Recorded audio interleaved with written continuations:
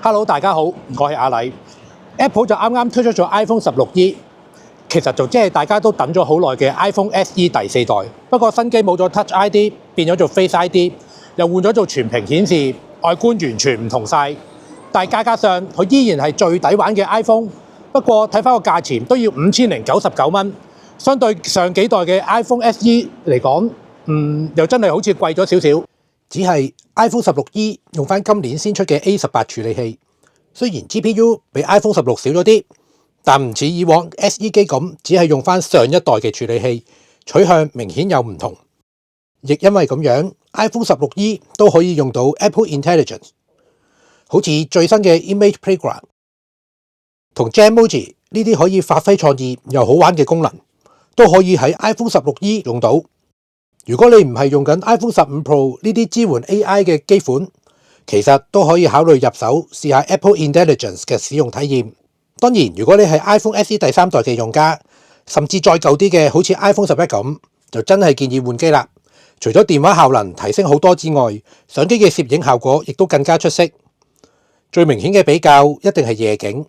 今次喺接近黃昏嘅時候影 iPhone 16E， 基本可以準確還原現場嘅色彩氣氛。甚至灰蒙蒙落雨嘅天色都可以。第三代 SE 一拍埋去比較，啲色就變得好奇怪。不過舊機其實都有好處，可能因為冇咁智能或者冇咁快嘅關係，居然可以撮到人像模式，唔係影人嗰陣時用到。iPhone 16E 我就真係未試過啦。另一樣值得提嘅就係 iPhone 16E 用咗 Apple 自家嘅 C1 5G 晶片，官方就話續航力更加好，但計我話其實最緊要都係上網連線嘅表現。我哋一齊去唔同地方睇下個效果。餐廳室內，啟德主場館對出，結果可以見到 Apple C1 嘅連線速度其實真係唔差，無論係室內嘅餐廳或者係室外，速度其實都可以滿足到大家上網嘅需要。另外有樣嘢想分享下，早排 Counterpoint Research 公佈咗一份4000人嘅調查報告，話裏面一共有48% 嘅人係由 Android 世界轉去 iOS 嘅 iPhone 世界，情況其實都幾誇張。睇翻今次備有 Apple Intelligence 嘅 iPhone 16E。128G 嘅入手價要5099蚊，但係就有目前 Apple 最快最新嘅運算能力，亦都意味未來嘅 Apple Intelligence 功能好大機會都可以喺 iPhone 16E 用到，正好為 Android 用戶提供一個唔錯嘅轉會契機。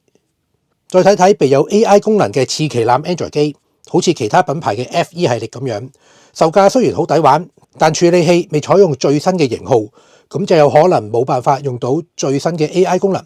揀機前大家就要諗下啦。最後好多人都話 iPhone 16E 嘅規格俾人閹過 ，GPU 少咗，又冇咗 MagSafe， 好似唔係好抵喎。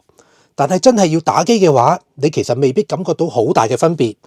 冇 MagSafe 又可以買翻個 MagSafe 殼用，咁就解決咗問題。